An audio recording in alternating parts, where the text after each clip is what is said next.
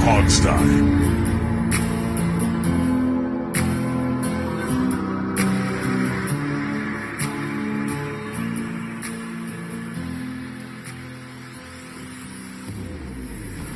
Hey everybody, and welcome to the bye-week spectacular episode of the Hogstye.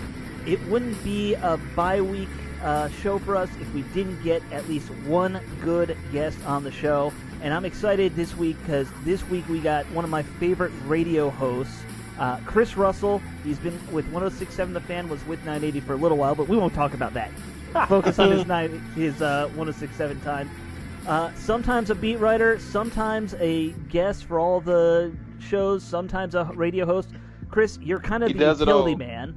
Yeah. You write, you do everything there.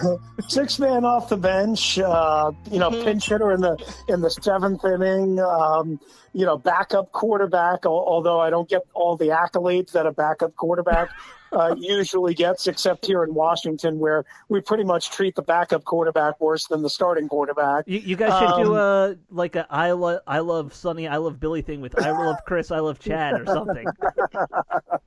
Yeah, it's a weird city, fellas, but I kind of do a little bit of everything. What do they say? Jack of all trades, master of none. I mean, you guys know this. You just got to kind of roll with the punches and diversify yourself as much as you possibly can. And Jamal's done some great work for me, with me, you kind of go with the punch. And one thing about this team, as we all know, there's never a shortage of storylines. No, there are. Nope, there are not at all. Chris, I do want to say I love your personality and the character, non-character thing you do on the. I don't know how much of it's real or not, but no, I appreciate it. I mean, it's like some people love it, some people don't like it. Some people are kind of in the middle. The whole rooster mantra and whatever. Some of it is. Some of it is a little over the top. Some of it is a little for show, But then, really, I think I hope what comes across, guys, is a lot of what I am is authentic. I feel like a certain way, and not everybody's going to agree with what I think or how I see it.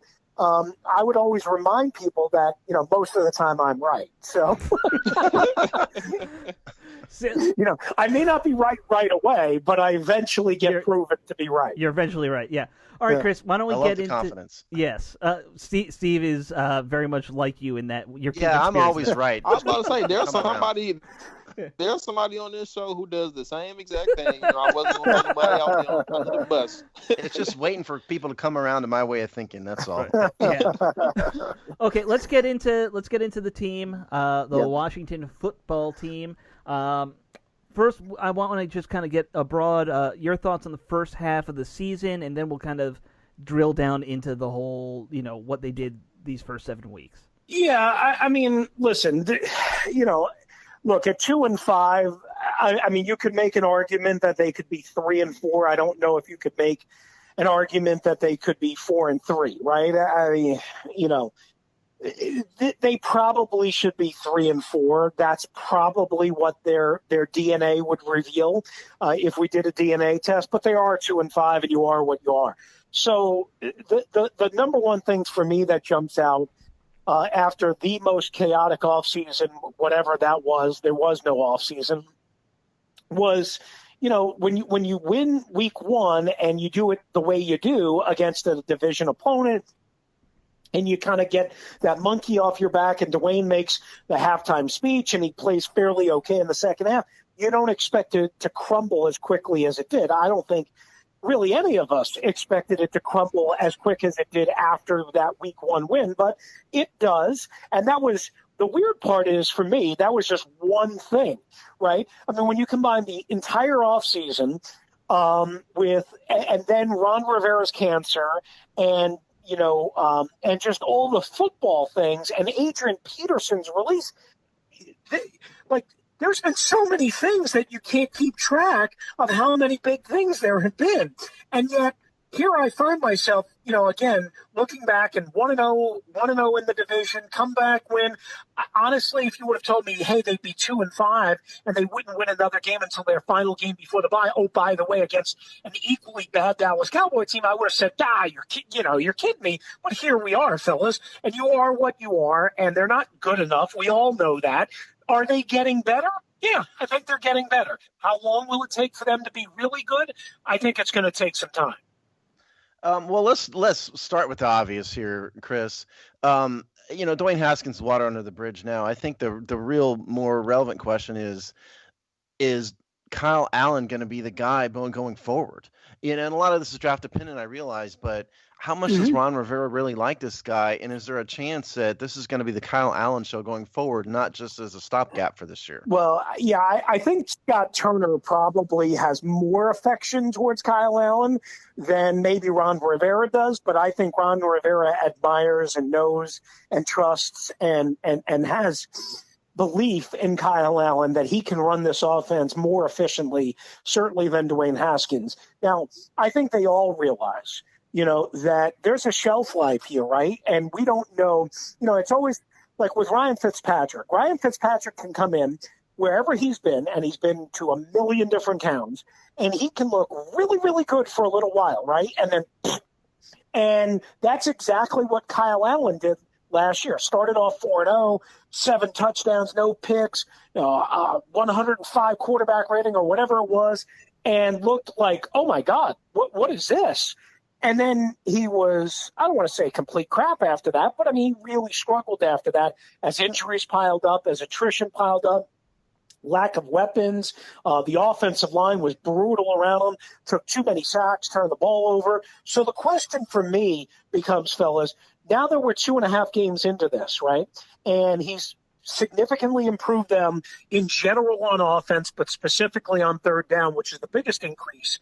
And the biggest improvement, how much more time left on the shelf do we have before expiration date? Is it 2 more weeks? Is it Dallas Thanksgiving Day? Is it that brutal 3-game stretch against Pittsburgh, San Francisco, and Dallas, which starts on Thanksgiving Day, all on the road? That's what we don't know. I think we're probably going to find out in that brutal 3-game road stretch there at Dallas, at Pittsburgh, at San Francisco, that Kyle Allen is probably just a fringe starter and maybe a career backup more than he is a permanent long-term starter. I have a working theory, and because I know I'm always right, it's not a theory, it's a fact. I think Ron Rivera always had a 4-game window in his head with Dwayne. I don't really think that he ever wanted Dwayne in particular, and that he just kind of humored the situation to get the job, basically. I think Kyle Allen's always been his guy going forward. So from what I know, and I can only go based on what I get told by multiple people, and you try and match up the information. And then, we as reporters that are around the team, obviously we kind of, some of us will bounce information off of each other just to make sure that we're not, being hoodwinked, right? So what I know is they had significant doubts about Dwayne Haskins when they first took the job. Was there a 4-game mantra or 4-game plan? I don't know if that was, some like hatch plan written down on paper or anything like that. But I think what Ron said recently, a week and a half ago or so, is, and what we always have to remember, guys, is it's not just about the games. Fans often, and a lot of media often say it's just about the games. Oh, 4 games isn't enough. 2 games isn't enough. 8 games isn't enough. Whatever.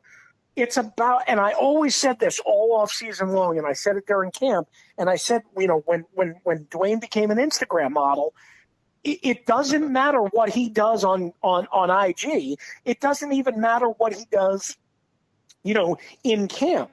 What it's going to be like when he gets into the rigors of the season, day in, day out, when he maybe develops a certain confidence again, when he thinks the job is his and there's no turning back. That was always going to be the question for me. And Ron said, look, it wasn't just 4 games. It was 11 weeks of training camp, of practices, of meetings, of day in, day out observation. And he's right. Maybe not 11 weeks, but I mean, it was a lot more than 4 games, and fans and media don't like the whole notion that practices and meetings and film study maybe counts as much as games. I don't know if they count as much of the game, but they are a part of the equation. If you have a pizza pie and you have 8 slices, right? Maybe the games are 4 slices, but maybe the other stuff is 4 slices out of an 8-piece pie. So it does count. It does mean something. And Ron and Scott didn't, and Ken Zampese didn't see what they needed to see out of Dwayne behind the scenes. And then when they saw him making the same mistakes in the games, I'll go back to the Baltimore game, that first down sack, 18-yard loss, inexcusable before we even got to the 4th down. That's why I think Ron was so upset at the 4th down, and why he made him go on 4th and 15 was because of the first down sack. When you see a guy making those kind of mistakes and then you observe everything else, 4 games is plenty. Well, it's funny you say Scott Turner. Let's talk some Scott Turner here, because I've not been too wild about his performance. That having been said, I realize there's an incredible lack of talent across the board, basically on offense. But it was really only the Dallas game, which is amazingly they're the weak sister of the NFC East now, it seems like. What do you think about the job Scott Turner's done, and take into account the fact that he is severely lacking in talent? Yeah, and one thing we should also remember, right? If we're going to look at this as a young team, and maybe and certainly a team that's challenged on talent, but young and growing together, and we're gonna, there's gonna be some growing pains. Well, the same is for Scott. I mean, he's a first-time offensive coordinator, guys. Like, he didn't coordinate a game under Ron Rivera until week 1. Like, people think, oh, he was calling plays and he was running the offense down in Carolina. No, he wasn't. He's 37 years old, and he didn't call games until Ron was fired. So, yes, he was a part of that coaching staff. Yes, his dad was calling plays, but I mean, it's not the same thing when you're the guy. So that's number 1. Number 2, challenged offense. Number 3, challenged at quarterback. Injuries, we all know that. That's all a part of it. As far as Scott himself, conceptually, I think Scott, I think he's going to be fine. The question for me always is, will he be too impatient with the run when it's not working? And will it take what we saw last Sunday with Antonio and J.D. McKissick and early on, where they were just ripping off 4, 5, 6 yards a pop early on, for them to stay committed to the ground game? Because if you ask every single player in that locker room, and we talked to a bunch of them on Sunday, Monday, and Tuesday, if you ask the head coach, if you ask Scott Turner himself, they all said establishing the run and pounding the run was so important in setting up play action, was so important in setting up the short to intermediate passing game, and more importantly, the intermediate to deep passing game, which we got with Terry and Logan Thomas on the intermediate to deep stuff a couple of times. Without that running game, you can't do everything that you want to do effectively, especially with a pedestrian quarterback, and I would argue a pedestrian offensive line, and maybe a pedestrian everything, right? So to me, that's the biggest question that I have. I don't worry as much, this is me, about them going deep all the time, because they don't have the horses to go deep. Now, they're trying to add speed. They signed a kid on the practice squad who's got low 4.4 speed, kick return of this. The kid they promoted last week, but that is a 4.27 guy. Obviously, we know Terry can run like the wind. I think they're going to take more deep shots because they realize they have to. But here's the thing, guys. I don't want them taking 7 or 8 deep shots a game. Why? Because they ain't good enough at it. I want more high percentage, and then you take your deep shots. I want the strong foundation of a running game, then you take the deep shots. You got to keep enough to keep the offense honest. So that's really all I want. Exactly. Yeah, they don't have the quarterback to really do, air it out right now. And even if they had the arm that Dwayne Haskins has, right? Who believes that they would be able to stand in and cover it or with protection? Right. Did anybody want Dwayne Haskins taking 7-step drops this year because he's got a cannon for him? No. So you have to have all the pieces in place. Now, maybe if you go out and get me a free agent receiver, an Allen Robinson, or somebody like that, Juju Smith-Schuster, and then you bulk up your left tackle spot, and maybe you bring back Chase Roulier, but you let Sheriff. Maybe then we're talking about something different, right? But for right now, I don't want any of these quarterbacks taking step drops on the reg. I don't want any of it. I want the ball out of their hands, and I want playmakers to try and make plays. Yeah. So you mentioned Haskins a little bit earlier. We know the trade deadline's coming up at this point. We haven't heard any names associated with him getting traded. No other teams. But do you see anything happening? Does he have any value left? I mean, because I'm looking at him right now. If he's cut, I don't even know if a team picks him up. Yeah, so it's complicated. I wrote about this. People, Washington fans can check it out on SI.com. I wrote about this today. It's complicated because of the COVID rules and because of a mid-season trade where you'd have to take a team that is willing to develop Dwayne without being able to have the time to develop him, meaning he would have to do a lot of it on his own, and I just don't know if he's that type of person. So when you combine the COVID rules, when you combine the fact that it's a quarterback and not a guard or a safety or a wide receiver or a defensive end, like Detroit just made the trade for what's his name from Dallas. Everson. Griffin. Right. So now he can't play this week because of the COVID restrictions. But normally he would be able to. But you damn well sure he bet he's going to be able to play next week. When you're talking about a quarterback, right?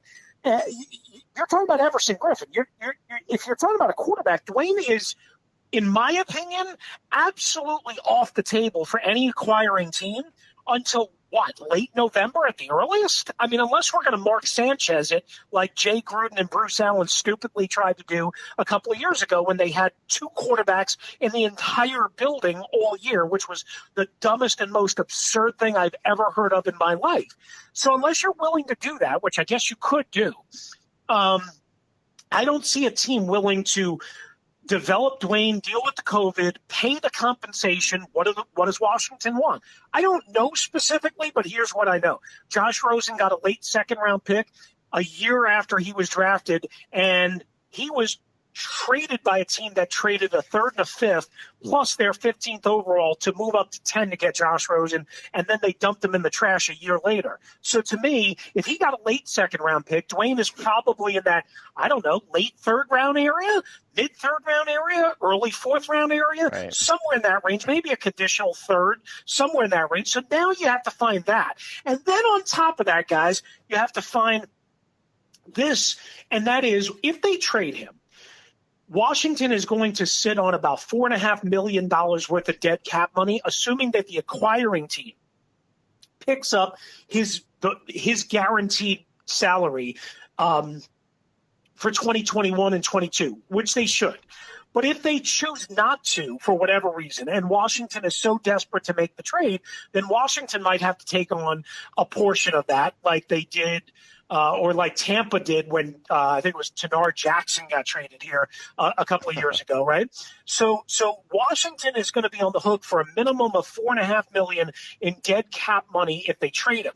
But if they release him, whether it be now, which I don't think would happen, or in the offseason, they're going to be stuck for upwards of $8.5 million worth of dead cap money because all of his rookie contract was guaranteed and it runs through 2022. And then if you're also going to get rid of Alex Smith, now you're talking another almost $9 million worth of dead cap money.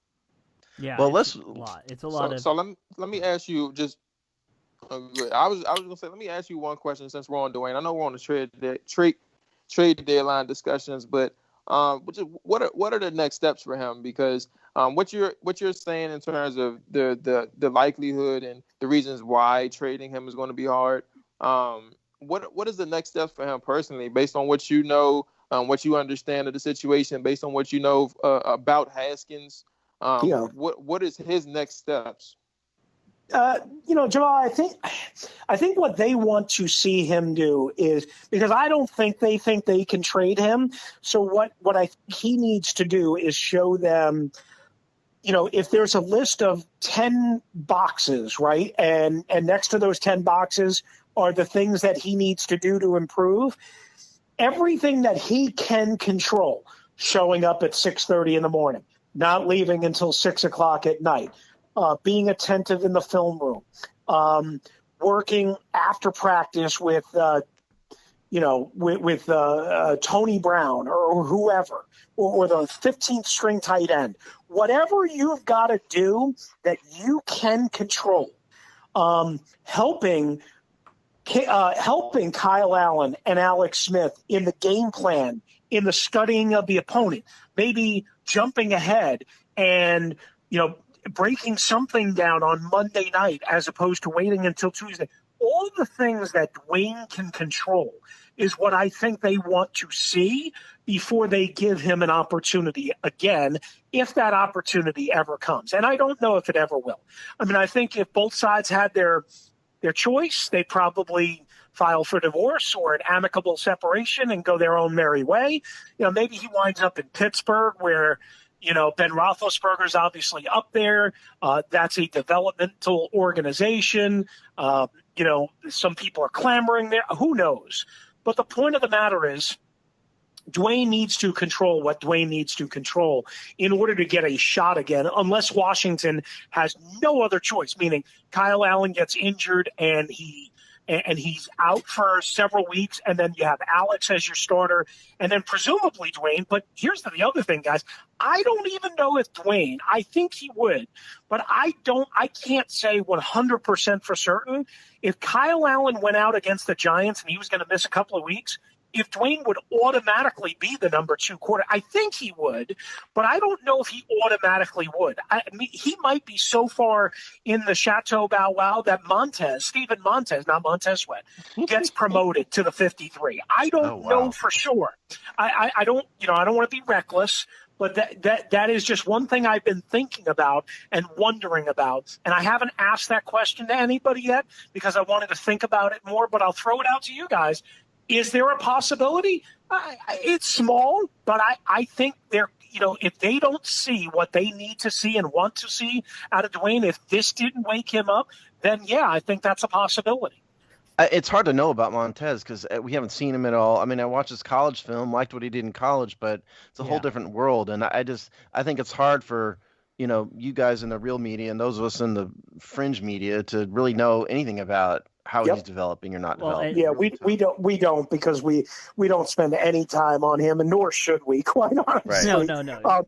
But you guys understand what I'm saying. Now it would be harder because you would have to promote him to the 53. But if Kyle Allen, for whatever reason, were to have a high ankle sprain and they put him on IR, well then they would promote Stephen Montez to the 53, right? I think we would all agree with that. The question then would become, if he's on the 53 and you don't have to create a special spot for him, if he's on the 53, then are we absolutely certain that Dwayne Haskins would be the backup to Alex Smith? Or would Montez, a guy that they brought here, that they are developing, that they chose to work with, would that guy be number 2? I don't know. Yeah, I mean, it's so hard to tell. And, we're obviously way on the outside, Chris. And I know with COVID, you don't get into the facility quite like you would in previous years. Mm-hmm. But you mentioned all these kind of check boxes that you think Dwayne needs to hit. Are you hearing if he's rededicating himself? Because the rumor mill was that he wasn't studying very hard. Mm-hmm. That has he changed one at all? Because the whole stomachache thing kind of didn't make it seem that way. Looked bad. Yeah. I have not heard anything specific about some big change. And you're right. We are very, very, very limited. We're not allowed to be even at the facility after practice, right? We're allowed to go there for 20 minutes and boom, it's out. So I have not heard of any significant change. That doesn't mean that he hasn't made some improvement. So I want to be careful and say, okay, look, I think he was legitimately sick. I don't think either side did anything wrong. I think it was just a case of bad timing, right? Okay, you think that was because I, as an outsider, I assumed it was. It looked really, really bad. Yeah, I think it was a legitimate thing. Okay. From who I talked to. Okay, now they could be lying and covering something up. I don't think they are, but I think it was a legitimate thing. Okay, I'll take your word for it. So then that, we fast forward then to basically last week, right? Mm-hmm. What did he do? Well, again, I mean, even if he had a really good week behind the scenes for Dallas week, right? Even if he did some of those things in those boxes that I said he had to check, is he doing them next week? Is he doing them the week after that? Or is Dwayne the kind of guy, and here's what I worry about Dwayne, when he does something and when he does something good and he makes progress, he thinks that's enough. He thinks, oh, I'm good. I don't need to do the same. And this coaching staff preaches consistency, fellas, and they preach it all the time. So what I'm trying to get at is a 22 or 23-year-old is going to think, oh, I'm working hard enough. I got this. I'm doing what I should be doing. No. They want to see you do that and then some. And they want to see it every day and every week. So even if he had a good week last week, which, again, I heard nothing bad. I'm not saying I heard anything good, but I heard nothing bad. Even if he had a good week last week, it's about what you do next week when they come back and what you do for Detroit and what you do for Cincinnati and so on and so forth before he earns some level of hope or faith or trust back again. It has to be consistent and every day and every week. And that's the problem with Dwayne and two coaching staffs and two locker rooms and two organization or two groups of personnel people that have all seen the same thing. Well, let's talk some trade deadline here. If you look at the Twitter Illuminati, out there, as I call them, they have us trading for every wide receiver on the market and every offensive lineman, all this stuff. What are you hearing about the Redskins, or about Washington rather, being buyers or sellers or both or nothing? What are you hearing about it? I think it's going to be very hard to be quote unquote buyers unless you're a veteran team looking, like where you had, Tampa added was LaShawn McCoy, and Kansas City added Le'Veon Bell. Le'Veon Bell, right? Exactly. Where you can stash guys away, right, and where maybe you don't need them for that very first week type of thing. Again, A, because of the COVID protocols, B, because they've got to come into your building and they've got to practice and your coaches have got to, see them get a little lather. So I think teams that are considered front runners, some of those teams that we just mentioned, Tampa, Kansas City, some of the other bigger teams, Green Bay, just teams of that ilk, right, are more likely to make trades, A, because they're real true contenders, and B, because I think they can stash away guys and maybe not need them as much. A team like Washington, I think if you're looking at making a trade, say you make a trade Monday, right? When's the deadline, guys? Tuesday? Yeah, the 3rd. I think it's Tuesday, right? Yeah, say Tuesday. You make a trade Monday, right? Well, it's 6 days before that player can even be in the building, so he's already out for the Giants game. Then you got to get him in the building. Then you got to acclimate him. You got to get him on the practice field. You got to ramp him up.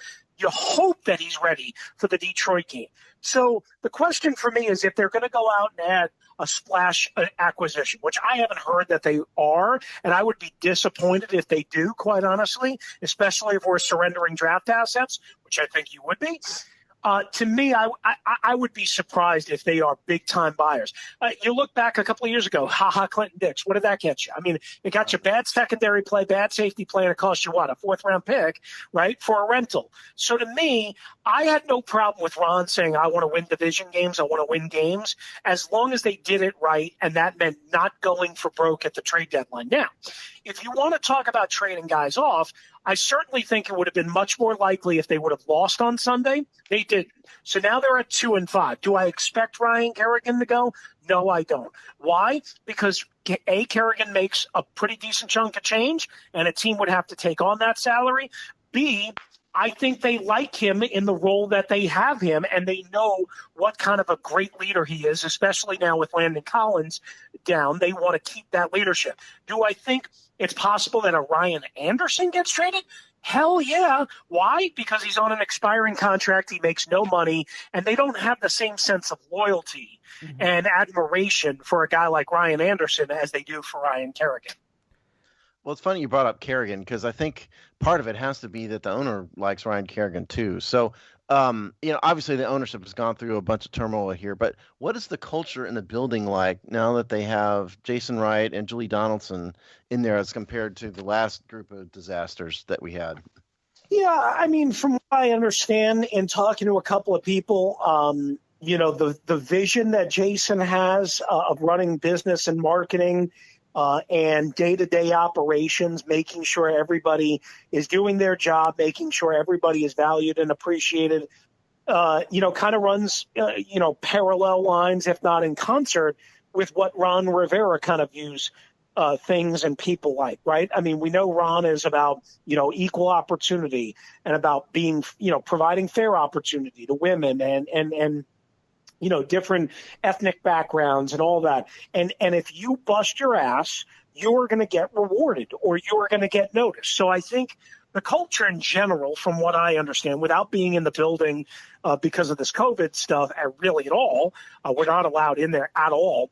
From what I understand and talking to people, much, much, much better. Now, does that mean that all the problems of the past are gone? No, because there are still some people that have helped create that atmosphere that are still there. Okay. Most of them have been gone, but a couple are still there. That doesn't mean that they're doing bad or wrong. That just means they haven't been completely cut out. That being said, I truly do think it's going to take at least another year or so, and stability-wise, for the culture to truly change. And in that time, is that enough to keep a guy like Kyle Smith? Or do you lose him to a general manager job or an assistant general manager job or something like that with a more stable organization because Kyle Smith sees some progress but doesn't see enough progress? That's what I don't know, fellas. And if I was a betting man, if I had a couple of nickels to rub together, I would probably say that's going to be something you got to look out for in the offseason, is the strong possibility that Kyle Smith leaves, maybe the likely possibility from what I've heard. But that's the football operation. The culture operation blended in with the football operation. I think as long as you bring in, maybe an experienced general manager to help Ron with some of the day-to-day grind of evaluation and the rules and all of that stuff, which he's struggling with, I think that is going to help blend in with the improved culture, if you will, of the building that is being set forward by Jason Wright and others. Has the relationship with the press gotten better? I know you've kind of butted heads with folks there over the years, to put it nicely. Yeah. And, guys we know like Jason, Lockenfor way back when, like there have been some contentious times. Sure. Tony was better. We got to deal with Tony a little bit. But how do you think that's getting better, that relationship between the media and the team? Yes, there's no doubt. And here's why. You mentioned Tony Wiley. I mean, Tony and I got along, but we also butted heads at times, right? And I think that was everybody, right? Yeah, I think that was true for a lot of people, right? I mean, the problem is Tony felt resigned after a while to no matter what he thought was right, Bruce was always going to win or Dan was always going to win. And so I think at times Tony kind of gave up, to be honest with you.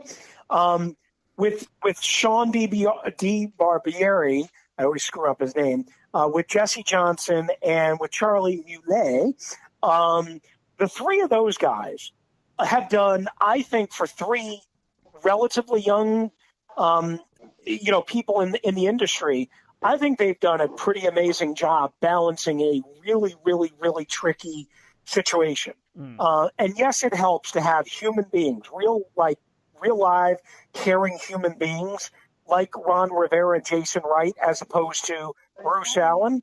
But, I think those three have fostered a situation where there's much, much, much less adversarial and I guess frustration with the organization in terms of who we get to talk to and when we can talk to them and how.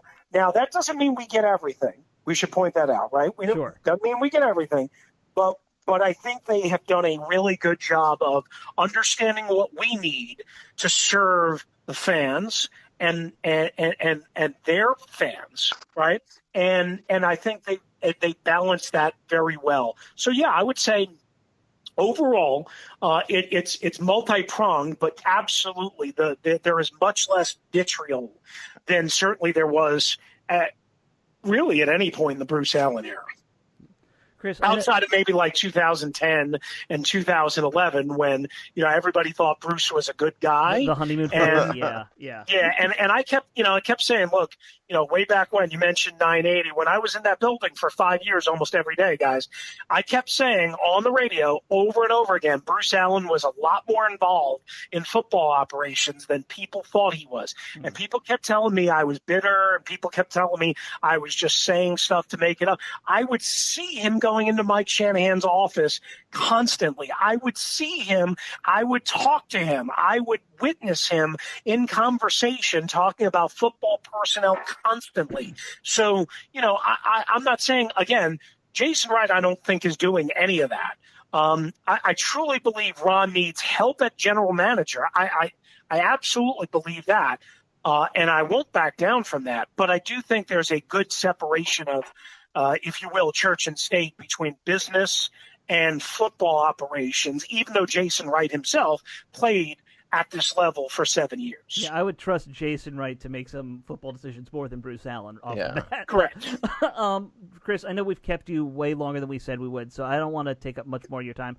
I do want to plug the JDRF and the Global Down Syndrome Foundation that you support those. You're very active with those, and I think it's incredibly admirable, all the stuff you do for them. But I want to thank you for coming on the show, and just keep plugging away, man, because you get some great little dirt at least 3 or 4 times a week out of this team.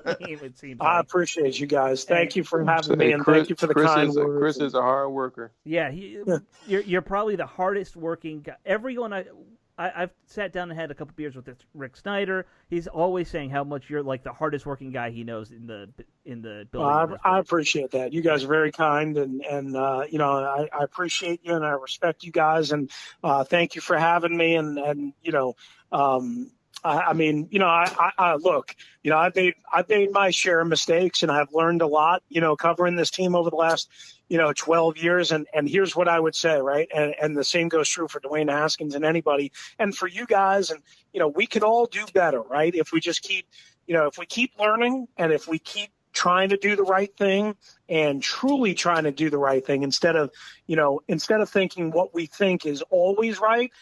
Sometimes you take a step back and you kind of take 2 steps forward, and you kind of reevaluate, and I've done a lot of that over the last 12 years, and I've made a lot of mistakes. So, I appreciate the kind words, and I just keep, as long as they keep my ass from 6 feet under, I'm just going to keep trying to, provide as good a coverage as I possibly can. So. Well, you do great work. Perfect way to end it. Yeah, and that's a perfect way to end this.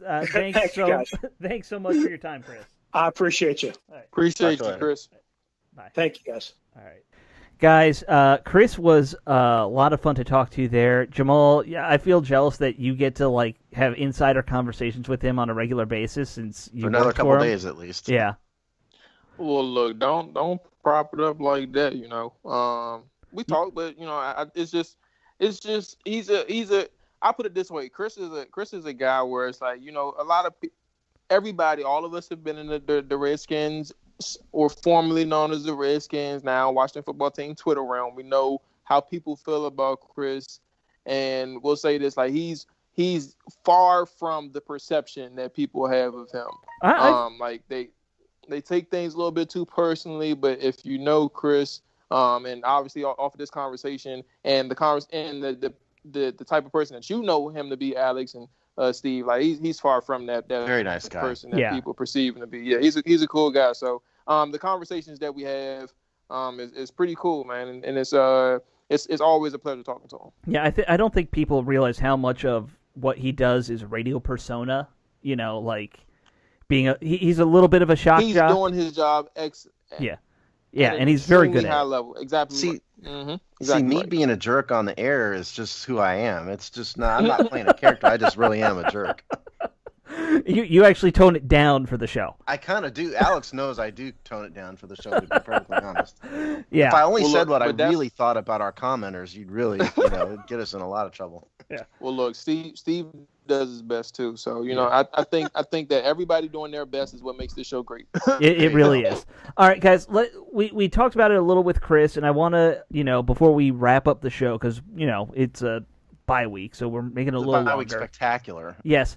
Our original spectaculars went over 2 hours. This is just going to be a tacular. We never did a 2 hour. Did we do a 2 hour show? We did. I don't remember. That's way too long. Yes. What were we thinking? I don't know. But I want to get your guys' takes because we got Chris's take on just how the first half of the season went. Like now that you're looking at it in hindsight, where do you did it meet expectations? Below expectations, and then what are you hoping to see in the second half? So Jamal, I'll start with you. Jamal.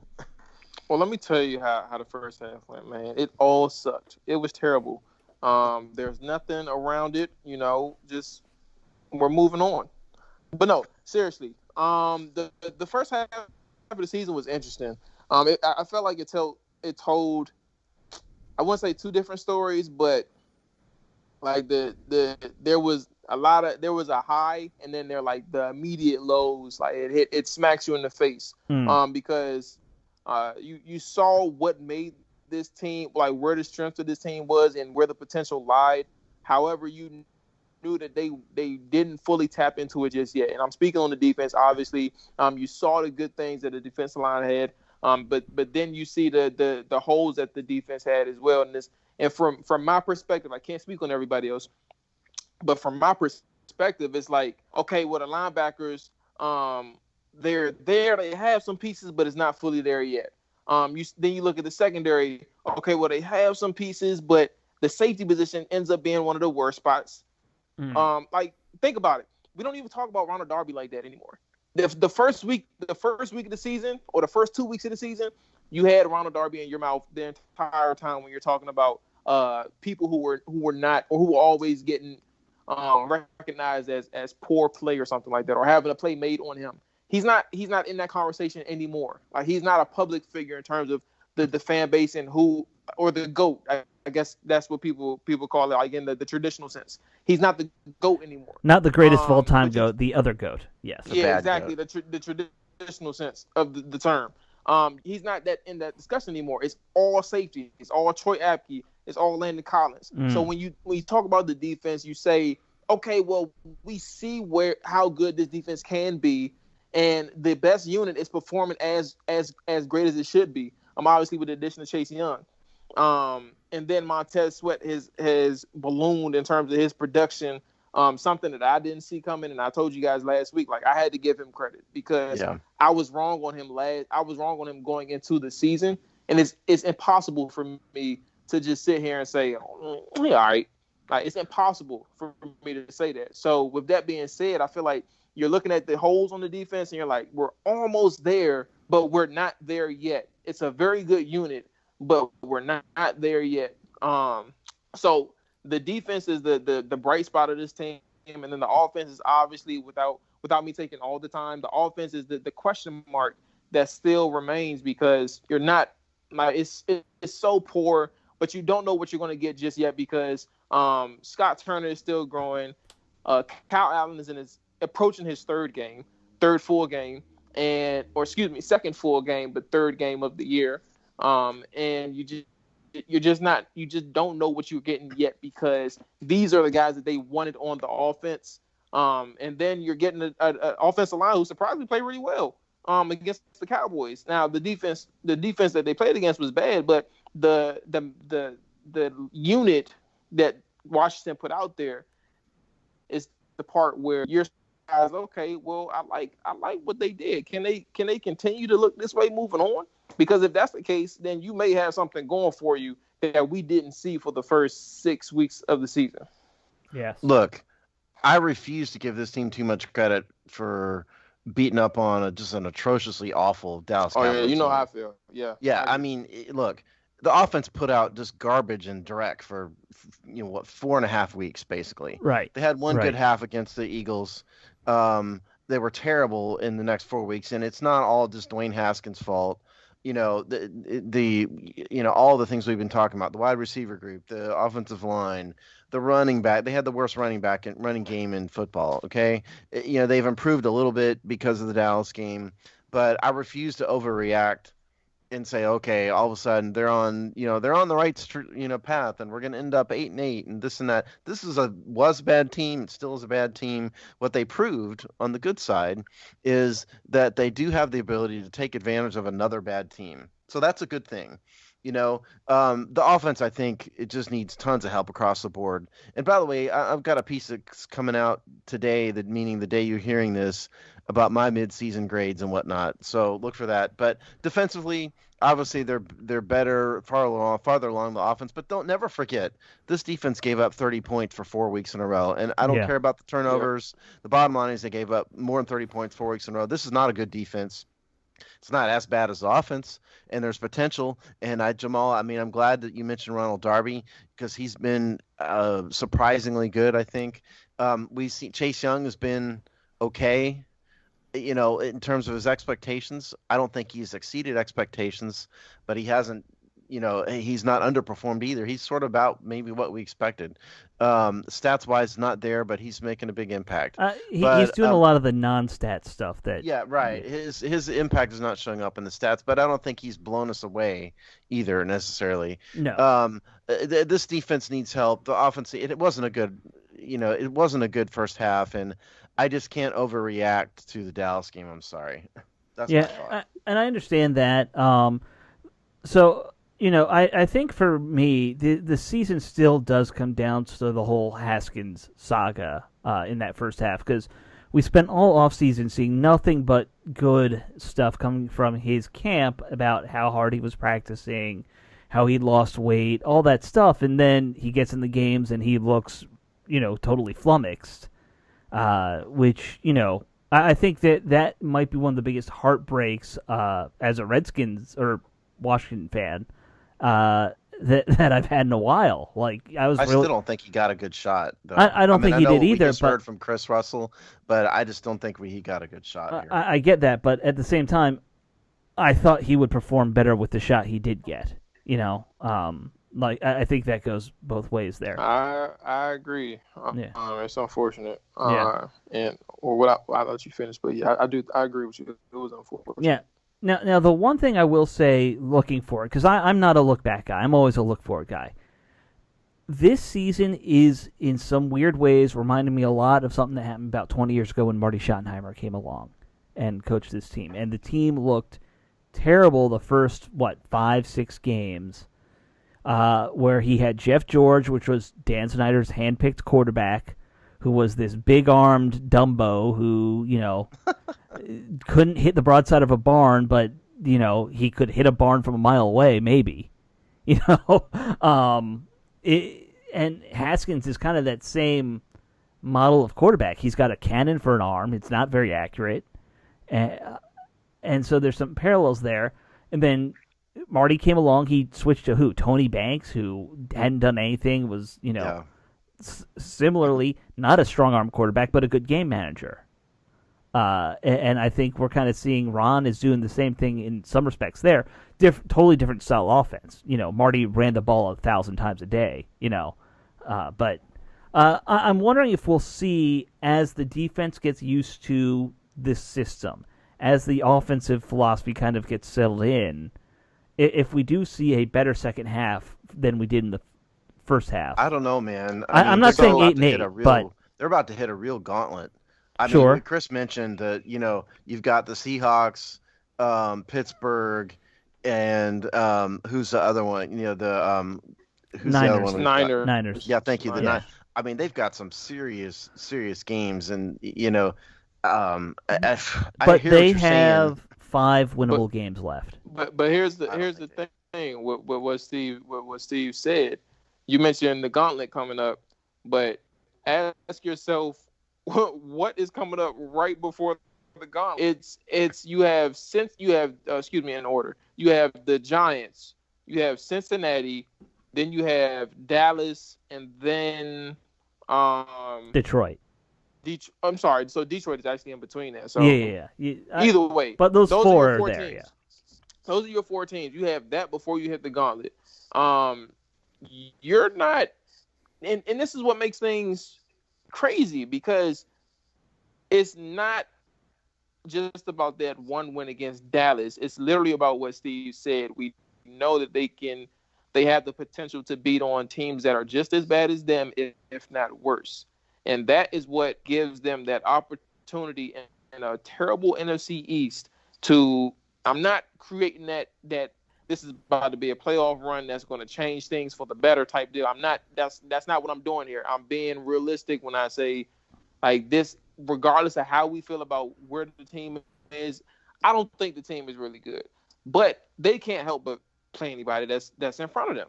And the next 4 opponents are people who are not that good. Detroit is going to be probably the best team that they play, and they're 3-4. I think they're 3-4. Yeah, 3-4. So you have everything that you want in front of you as the Washington football team, staff, coaches, players, all that stuff. Everything is right there because you're not expected to win any of those games in the gauntlet. However, if you can win 3 out of the next 4, which propels you to 5 wins at the very least, you're in that hunt against Philadelphia, who, regardless of who their quarterback is, who's fighting, he's a warrior.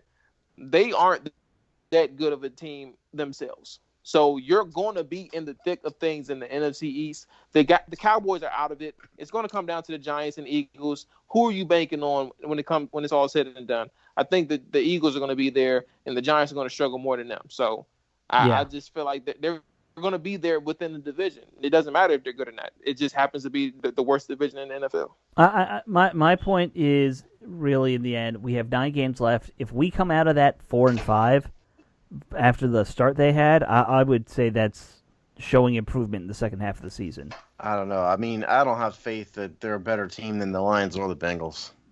Either one. No, I think that they're about the same as where the Bengals are. The Lions probably have a better yards. Didn't Joe Burrow just pass for 400 yards a week ago? Yeah. Am I wrong? Yeah, but their defense is a mess, and our offense isn't very good. Yeah. Look, you guys are right in saying certainly if they're going to make some progress, it's the next quarter coming up. Absolutely. You've got the Giants who suck. The Detroit Lions are mediocre. Cincinnati's mediocre. Dallas sucks. Certainly, they ought to do better in those games than they have. Absolutely. I'm not saying you guys are wrong. I guess I'm a little bit more pessimistic about this team than you guys are. Maybe. Hopefully, I'm wrong. I'm hoping we see some growth via coaching and familiarity. And I'd like to point out, by the way, that Marty Schottenheimer got fired after that season. Alex, I understand that. So who's this era's Steve Spurrier right now in college? The Oklahoma coach, is it still him? Let's not even go there. Let's not speculate about Ron Rivera's replacement, please. All right, we won't do that. They'll just promote Scott. That's what they'll do. Yeah. Yeah. Great. I don't know if there's anything else you guys want to hit with this, bye week and all that. We are right around an hour, and we can't do predictions because there's no predictions. So this is why it's our bye week spectacular. All right. Here's the fun one. Stuff. Give me one wild prediction. This we'll close on one wild trade prediction that probably won't happen. Wild trade prediction that won't happen for the team. Will they make a trade? If so, what is it? I mean, if they're going to make a trade, it's got to be. I'd say it has to be tight end. Okay. If it's going to be a trade, because they've added wide receivers stink, right? It's the non-Terry McLaurin receivers need a lot of help, but they've also added a bunch of guys. The guy a lot of young guys. Chris Russell was talking about was Jeff Bidet, was the guy they added last week, and then the guy they added just yesterday was Trevor Davis. Don't know anything about him. Apparently he's a burner, if Chris is right. So I don't know if they're going to make a big wide receiver move just because they've added a bunch of guys, but tight end they need help in a huge way. So I guess if you ask me for a crazy prediction, I don't even know. I can't off the top of my head think of who it would be, but I'm going to say trade for a big-time tight end. That's my crazy. Let's say the guy out of Cleveland who keeps saying he wants to get traded. Njoku? Yeah. Yeah, okay, there you go. We'll go with that. We'll roll with that. All right. Njoku to the Redskins or to Washington. All right, Jamal, do you have a big trade? Buyers, sellers, whatever you want. I wasn't prepared for this. No, but, I thought of it off the top of my head. No one was prepared for it. No, it's completely fine. So I can feel safe. I can feel safe saying this, knowing that it's not going to happen. But the trade of Ryan Kerrigan, moving on from him, he has probably the least amount of snaps, but his sack percentage is probably pretty high for the amount of snaps that he has. So boosted his trade value, makes him seem as though he's getting to the quarterback really good, which he is. I'm not saying that, but I'm not saying he isn't. But he's out there now. Like, he's on the radar for somebody, and I think he can. They can go to a starving team looking for some pass rushers like Seattle. They traded for Dunlap, but they still need help. So, all right. I'm saying Ryan Kerrigan to Seattle. Predictions sure to go wrong for both of us. Yeah, I don't think they're gonna. Obviously, I don't think the odds are in their favor with COVID of anything happening. But all right, if I'm gonna make a weird one, I do think that it's gonna be going and getting rid of Haskins. I think they take bargain basement for him too. I would say like Haskins gets traded for like a 5th rounder or something. It'd be the right move at this point. Just move on. It's over. Move on. Just shoot it's time to shoot the baby at this point. Right. That's a horrible analogy. I kind of mixed up. I didn't really mean to say that. That came out totally wrong because I was about to say throw the baby out with the bathwater, but that didn't make sense either. And then that makes more sense than shoot the baby. Jesus. Yeah, the other one was shoot the messenger, and so I said shoot the baby, and I didn't really mean it to be quite that harsh, But put it out of its. He's the pro-lifer of our group, guys. How about I'm all in favor of killing people that need to be killed, but that's another matter. Certainly, Dwayne is not that. Right. So we'll just say put the whole situation out of its misery. How about that? Yes. Okay. Better than shoot the baby. Literally anything is better than shoot the baby. Thank God we don't have management here, because otherwise I'd have just gotten fired. No, you just have to send out an apology, which I'm sure would have got you fired because you wasn't going to do it. I would never do it. I would never apologize. So right. Okay, guys. With that, let's close this thing up. I can't fire myself, though. No, you can't. That's the one nice thing about owning your own podcast. Let's close this up. It'll be nice to take a weekend off. I'm going to go. It's my mom's birthday. I'm going to go do something with her. So, see you guys next week. Later.